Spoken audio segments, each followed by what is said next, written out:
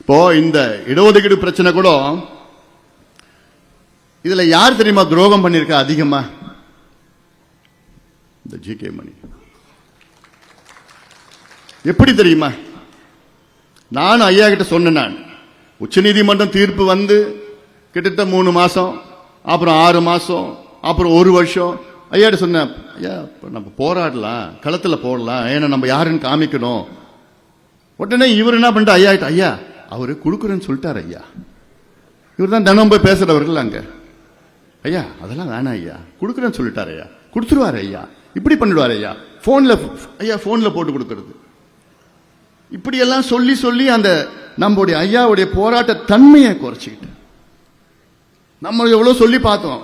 ஐயா போற இல்லப்பா, அவர் கொடுத்துருவாருப்பா, ஜி.கே. மணி சொல்லிட்டாருப்பா, அவர் செஞ்சிருவாருப்பா.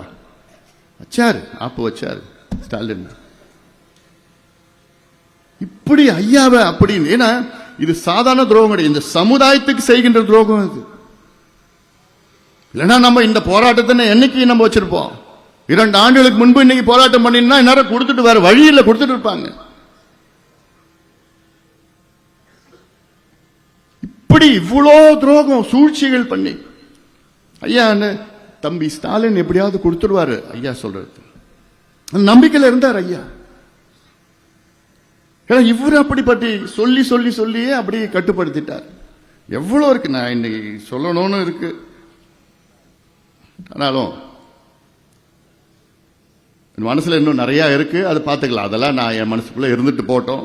உங்ககிட்ட நான் மறுபடியும் சொல்றேன், உங்ககிட்ட நான் இங்க இருக்கின்ற ஒன்றிய நிர்வாகிகள், ஒன்றிய செயலாளர், பேரூர் நகர மாநகரத்துடைய நிர்வாகிகளுக்கு கிட்ட நான் எதிர்பார்க்கறது என்ன, உங்க ஒன்றியத்தில் எல்லாம் கிராமத்துக்கும் போங்க, நகரத்தில் உள்ள அத்தனை வார்டுகளுக்கும் போங்க, பாருங்க, சந்திங்க, பேசுங்க.